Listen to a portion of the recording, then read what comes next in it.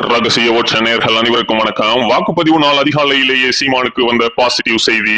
அனைத்து கணக்கீடுகளையும் போட்டு உண்மை கள நிலவரத்தை சொன்ன ரவீந்திரன் துரைசாமி. இது குறித்து தான் இந்த காணொலியில விரிவா பேச போறாங்க. வீடியோக்குள்ள போகலாம்.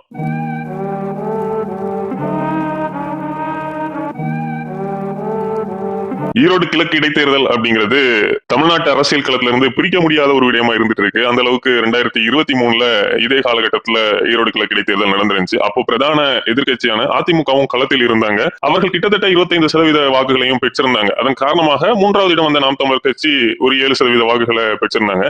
ஆனா இந்த முறை அப்படியே நிலவரம் வேறு மாதிரியா மாறி இருக்கு. திமுக மிக வலிமையான வேட்பாளரை கடந்த முறை நிப்பாட்டி இருந்தாங்க. ஆனா இந்த முறை அவர்கள் நிப்பாட்டி இருக்கக்கூடிய வேட்பாளர் கூட தேமுதிகவிடம் இருந்து இரவல் வாங்கின ஒரு வேட்பாளர். அதை தாண்டி அவருக்கான செல்வாக்கும் பெரிய அளவு இருக்கிற மாதிரியும் தெரியல. ஆனா இன்னொரு புறம் அதிமுக போட்டியிடாத சூழல்ல அதிமுகவுக்கு இணையான ஒரு வலிமையான கேண்டிடேட்டை நாம் தமிழர் கட்சியும் கிளம்பி வைக்கிருக்காங்க. அந்த கேண்டிடேட் ஈரோடு கிழக்கு முழுவதுமே சுற்றி சுழன்று பரப்பை செய்து மிகப்பெரிய அளவு ஒரு நம்பகத்தன்மையை மக்கள் மத்தியிலும் ஏற்படுத்திட்டாங்க. இந்த சூழல்ல இன்றைய தினம் ஈரோடு கிழக்கு வாக்குப்பதிவுக்கு தயாராகிட்டு இருக்கு.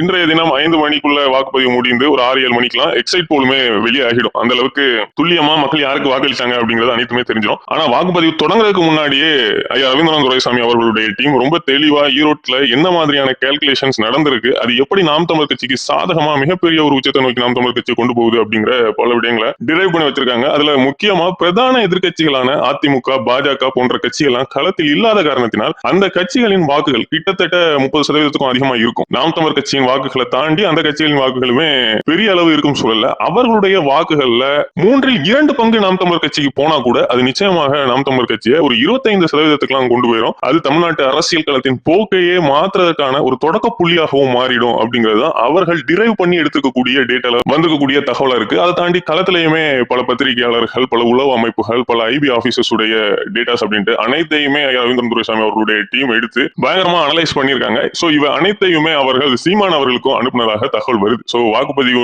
நடக்கும் நாள் அதிகாலையிலேயே சீமான் அவர்கள் இந்த செய்திகள் எல்லாம் பார்த்து ரொம்பவே மகிழ்ச்சி அடைஞ்சிருக்காரு. சோ ஒரு பாசிட்டிவான நாளாக இன்றைய தினம் சீமானுக்கு அமைந்திருப்பதாக சொல்றாங்க. அதே மாதிரி ஈரோடு கிழக்குல இருக்கக்கூடிய நாம் தமிழர் கட்சியினருமே சீமானவர்களுக்கு பாசிட்டிவான தகவல்களை தொடர்ந்து அனுப்பிட்டே இருக்காங்க. அவையுமே சீமானவர்களை ரொம்ப மகிழ்ச்சிக்குள்ளாக்கி இருக்கு. சோ இந்த ஈரோடு கிழக்கு இடைத்தேர்தல் அப்படிங்கிறது நாம் தமிழர் கட்சிக்கு கிடைத்த ஒரு மிகப்பெரிய வாய்ப்பு தான். அந்த வரலாற்று வாய்ப்பை நாம் தமிழர் கட்சி சரியா பயன்படுத்தி மிக தீவிரமாக களமாடிய காரணத்தினால் தமிழ்நாட்டு அரசியல் களத்தில் ஒரு திருப்பு முனையை ஏற்படுத்தக்கூடிய மிக சிறந்த முடிவாக சீமானவர்கள் இந்த ஈரோடு கிழக்குல போட்டியிட முடிவு செய்தது பார்க்கப்படுது. சோ அனைத்து எதிர்கட்சிகளையுமே ஓரங்கட்டிட்டு திமுகவை சேலஞ்ச் பண்ணக்கூடிய ஒரு வலிமை வாய்ந்த கட்சினா அது நாம் தமிழர் தான் அப்படிங்கறத தமிழ் மக்களுக்கும் சீமானவர்களுடைய இந்த துணிச்சலான செயல் உறுதிப்படுத்தும் அப்படிங்கறதுல மாற்றுக்கத்துல. நன்றி, வணக்கம்.